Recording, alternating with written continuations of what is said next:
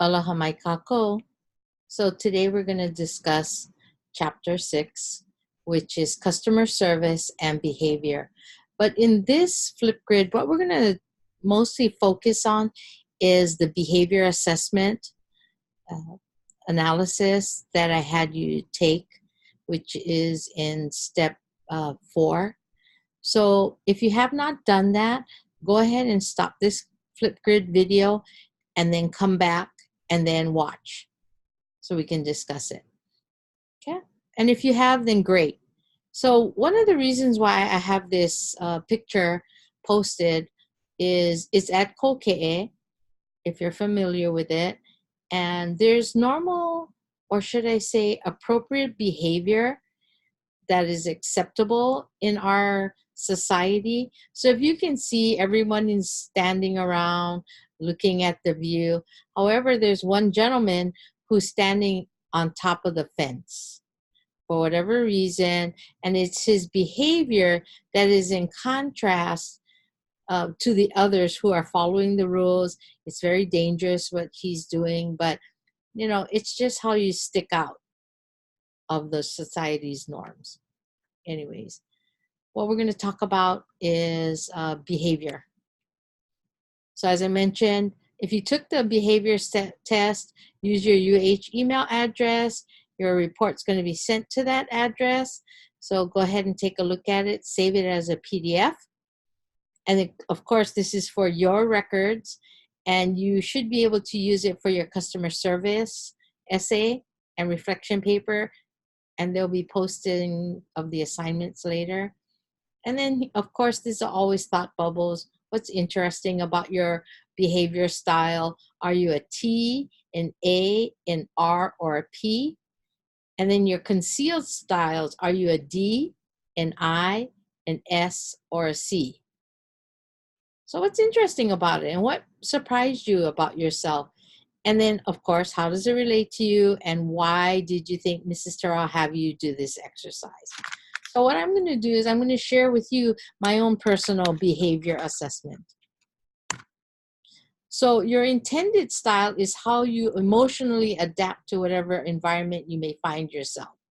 So when you look at your own graph, whichever is the most prominent is how you believe, how you adapt to your environment. So for example, if you look at mine, my A is very high. That's the yellow. So attracting, believing that all people are commodities with a market price. Who you know becomes more important than what you know. The better one appears to the world, the higher the value. Don't worry, they all sound really cold, but it's really about how you emotionally adapt. So as I said, I'm attracting. So here's the thing, is your intended style is how you emotionally adapt to whatever environment you may find yourself in. And it's what you're doing on purpose. So my style is the yellow, which is influence. So my tendency is to be direct and open.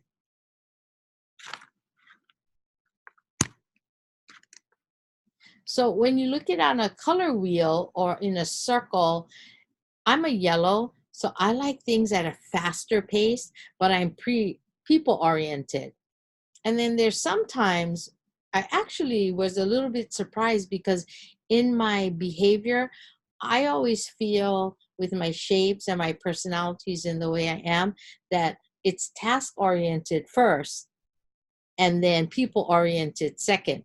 But when I'm talking about my behavior, I'm fast paced no matter what, but it's people oriented. So that was a surprise to me. So my natural style. So this is how it's concealed, or not concealed, but I unconsciously do it. I don't have to think about it. So again, if you can see that mine is again the yellow, so I'm I. So optimism, I'm emotional, limbic driven, instinctive, reactive, fears not being liked, failure, mischaracterization, and has an attracting orientation. I could talk about what I don't agree with, but I'd rather just stay on the positive side. So again, my yellow is very high. So when I look at them side by side, and this is what I want you to do, is basically they're the same. It's just the degree of my yellow in my intended style, what I do on purpose, and what my concealed style is a little bit different. So when you're going to be looking at it, really read your report and look at the graphs.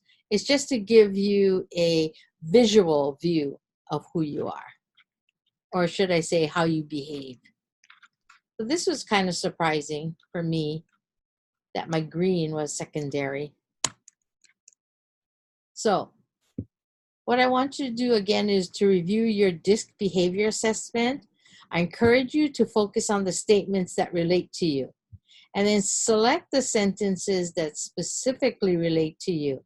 Save that as a PDF, post.100.behavior.personal, and then upload it to your assessment assignment. And then that way you can keep all of your notes together. So what I did is I read through my whole DISC behavior assessment, and then I just pulled up only those sentences or thoughts that really related to me. And I was surprised that I had a lot that I agreed with.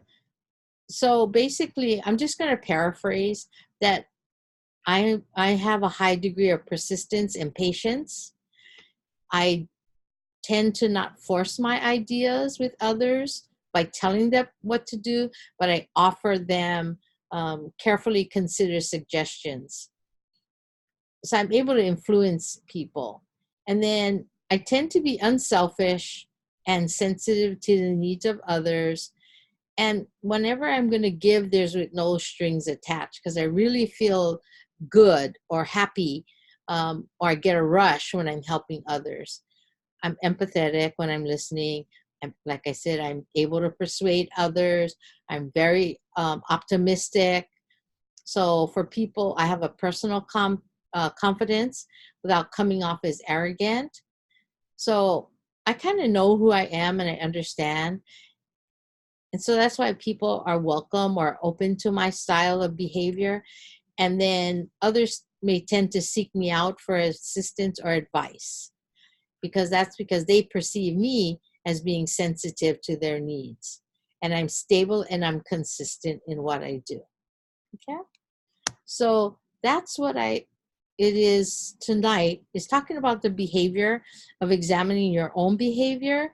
And then I have a YouTube video talking about shopping behaviors that I think you're going to find interesting. And read chapters 5 and 6 for your own, because there's more information in there in the book, and it's very simple and easy to understand. Okay, thank you and have a good night.